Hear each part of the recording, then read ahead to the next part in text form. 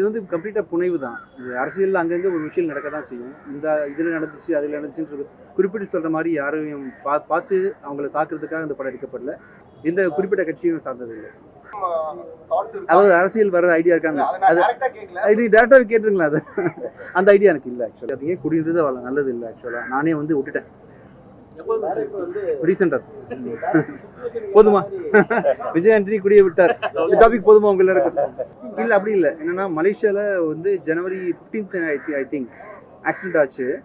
Recovery ஆகி பெட்லேருந்து வந்து ஒரு ஸ்வெல்லிங்லாம் கூட போகிறதுக்கு முன்னாடியே இந்த படத்தை ஷூட் பண்ணோம். ஐ திங்க் பை மே ஆரம்பிச்சோன்றதுனால கொஞ்சம் வீக்கெண்ட்கள் அங்கே தெரியும். இப்போ கொஞ்சம் குறைஞ்சிச்சு. சார் இந்த ஸ்டோரி வந்து பார்த்தீங்கன்னா வாங்கலாம். சரி, ஸ்டோரி வந்து நம்ம திமுக சார்ந்தது இருக்கு. சரிங்களா? ஏன் அப்படி சொல்றீங்க? ஏன்னா வந்து முகத்தை காட்டிட்டு பேசலாமே. வாங்க வாங்க, இங்க வாங்க, இங்க வந்து பேசலாம். பொதுப்பணித்துறை வேற ஒருத்தர் அமைச்சரா இருக்கும் போது தான் இந்த பிரச்சனை ஆச்சு. சரிங்களா? அதனாலதான் வந்து அந்த ஆட்சியே போச்சு. அதுக்கப்புறம் வந்து இந்த கட்சி கொடியை மட்டும் பாருங்களேன். நீங்க வந்து கலர் மட்டும் தான் சேஞ்ச் பண்ணிக்கிறீங்க. சார் கலர் மட்டும் தான் சேஞ்ச் பண்ணல, மற்ற எல்லாமே ஒரே விஷயமா இருக்கு. ஆனா நம்ம இப்ப பாக்குற கட்சி எதிர்கட்சி கொடி கூட அப்படிதான் இருக்கும். ஏன் கம்ப்ளீட்டா வந்து தனாட்ட கேள்வி கேட்க வேண்டிய கேள்வி புனைவு தான். இது வந்து கம்ப்ளீட்டா புனைவு தான். இது அரசியல் அங்கங்க ஒரு விஷயம் நடக்க தான் செய்யும். இந்த இதுல நடந்துச்சு அதில் நடந்துச்சுன்றது குறிப்பிட்டு சொல்ற மாதிரி யாரையும் பார்த்து அவங்கள தாக்குறதுக்காக இந்த படம் எடுக்கப்படல. முழுக்க ஜனரஞ்சகமான ஒரு படம். அவேர்னஸ் கொஞ்சம் கிரியேட் பண்ணக்கூடிய ஒரு படம். எந்த குறிப்பிட்ட கட்சியும் சார்ந்ததில்லை. ஏன் முடியும் சார். நம்ம நினைச்சா முடியும் சார். நினைச்சா முடியும் சார். இல்லை சார் லாஜிக்காக முடியும் சார். ஒருத்தர் கஷ்டப்படணும்.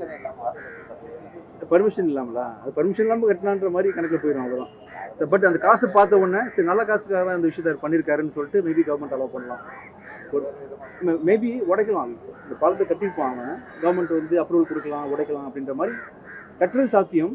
அது வச்சுக்கிறது சாத்தியமா இல்லையான்றது கவர்மெண்ட் தான் முடிவு பண்ணணும்.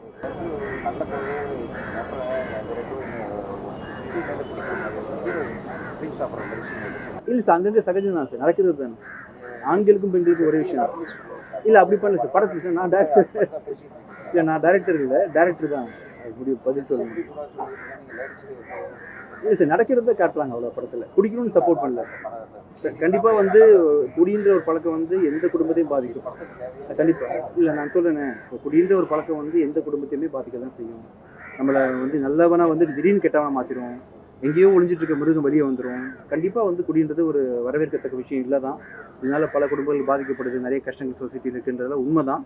பட் சினிமா எடுக்கும்போது அப்படி ஒரு சீன் வந்தால், ஒரு தம் அடிக்கிற மாதிரி ஒரு சீன் வந்தாலோ, குடிக்கிற மாதிரி சீன் வந்தாலோ அதை கடந்து தான் போக வேண்டியிருக்கு. ஏன்னா அது மாதிரி பண்ணக்கூடாதுன்னு பண்ண ஆரம்பிச்சோம்னா நிறைய விஷயங்கள் படத்தில் இருக்கவே முடியாது. ஃபார் எக்ஸாம்பிள் வில்லன்னு ஒருத்தனை காமிச்சா தான் ஹீரோவை காட்ட முடியும். ஸோ வில்லனை காட்டும்போது, அவனை க்ளோரிஃபை பண்ணி காட்டும்போது அவன் நிறைய தப்புகள் செய்கிற மாதிரி சொல்லவே இல்லை. அது தப்புன்னு கீழே போட்டுப்போமே சார். குடித்தல்லாம் கெடுதல் சார். முதல்ல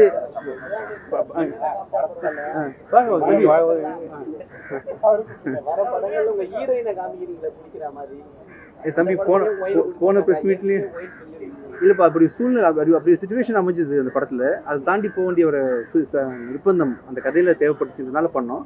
மற்றபடி நான் வந்து தைரியமாக சொல்லலாம், உங்கள் எல்லாருக்கும் சேர்த்து சொல்லலாம், யாரும் குடிக்காதீங்க. குடின்றது அவ்வளோ நல்லது இல்லை ஆக்சுவலாக. நானே வந்து விட்டுட்டேன்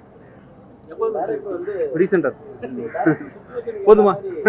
விஜய் ஆண்டனி குடியை விட்டார். இந்த டாபிக் போதுமா உங்க எல்லாருக்கும்? சரி,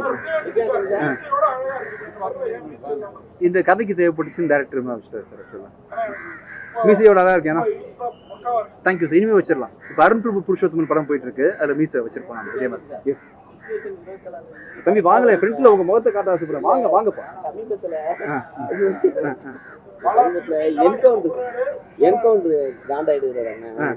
என்கவுண்டர் இப்ப நடந்தது.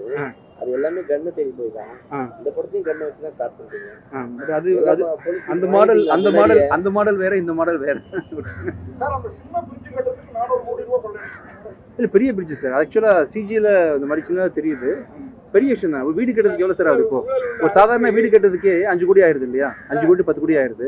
அவ்வளோ பெரிய பிரிட்ஜ்னா ஆயிரம் தான் சார். கண்டிப்பா சார். என்ன சார்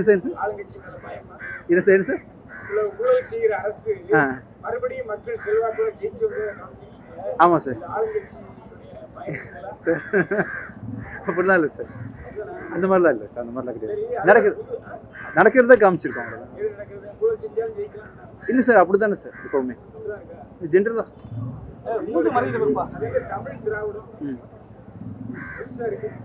புரியல சார். சார் புதுசாக இருக்கா?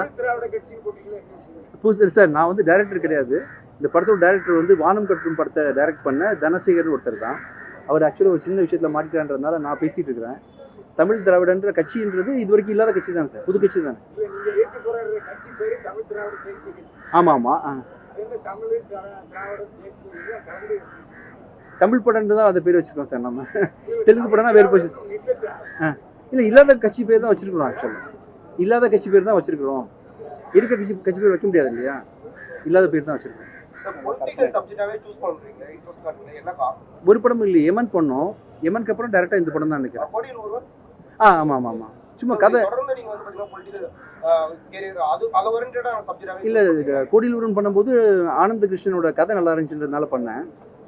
இப்போவும் தனசேகர் அதாவது அரசியல் வர ஐடியா இருக்காங்க. அது இது டேரக்டாக கேட்டுருங்களா? அது அந்த ஐடியா எனக்கு இல்லை ஆக்சுவலாக சார். ஒன்றும் இல்லை சார். ஹிட்லர் என்ன பண்ணான்னு உங்களுக்கு தெரியுங்களா சார்? கிட்டத்தட்ட உங்களை மாதிரி டெரராக இருப்பார் தெரியுங்களா சார் உங்களுக்கு ஆக்சுவலாக? என்ன சார்? அது ஆமாம் ஆமாம் சார். நம்ம வந்து வெற்றியில் இருக்கிறோம். அவருக்கு வந்து தோல்வின்னா எது தோல்வினா சார், பல பேர் வாழ்க்கையை இது பண்ணி ஹிஸ்ட்ரியில் வந்து ஒரு பெரிய நெகட்டிவான பேரை எடுத்துட்டாரு ஹிட்லர். அது வந்து ஹிட்லர்ன்ற பேரில் பல பேர் இருக்கிறாங்க. ஆனால் இவர்னால அந்த ஹிட்லர்ன்ற பேருக்கே ஒரு பெரிய கங்கம் கெட்ட பேர் வந்துச்சுன்னு வச்சுக்கோங்களேன். இப்போது கெட்டவன் இந்த படத்தோட வில்லனுக்கு கண்ணுக்கு வந்து இந்த ஹீரோ ஹிட்லர் மாதிரி தெரியுறான் ஆக்சுவலாக. அந்தளவுக்கு இவன் டெரர் ஆகிறான் அவங்கள கொல்றதுக்காக அப்படின்றதுனால படத்துக்கு ஹிட்லர்ன்ற ஒரு குறியீடு வச்சிருக்கிறாரு டேரக்டர். வந்து மணிரத்னம் சாரோட அசிஸ்டன்ட். ஆமாம். படத்துல பார்த்தீங்கன்னா அலைப்பாயுதை மாதிரி பல ஷாட் வந்து ட்ரெயின்லேயே எடுத்துருக்காரு. நீங்கள் கேட்டீங்களா? இல்லை நான் அப்படி கேட்கலப்பா. ரொமான்ஸ் வேணும்னு தான் கேட்டேன். பட் ட்ரெயின்லாம் நான் கேட்கல. நீங்கள் ஆடியோ லான்ச்சில் சொன்னீங்க ஹீரோனை தூரமாக விட்டாங்க. ஆனால் படத்தில் பயங்கரமாக இல்லையப்பா நீங்கள் பார்த்தீங்களா அப்படியா சீன்? நீங்கள் எந்த படத்தை பார்த்து வரீங்க? பாட்டு சீன்லேயே தெரிஞ்சு ரொமான்ஸ் லைட்டாக தான் காமிச்சிருக்கோம், நிறைய தான் பண்ணல. இல்லை அப்படி இல்லை. ஆக்சுவலாக குருநாதர் வந்திருக்காருன்னு சொல்லிட்டு டேரக்டர் போயிட்டார். ஆக்சுவலாக மணி சார் ஒரு முக்கியமான ஒர்க்கு அப்படின்றதுனால வந்து கூப்பிட்டு இருந்தாருனால போயிட்டாரு. அவங்கள மிஸ் பண்ணுறாரு. கண்டிப்பாக சக்ஸஸ் மீட்டில் வந்து டேரக்டர் நிறைய பேச வைக்கலாம். தேங்க்யூ.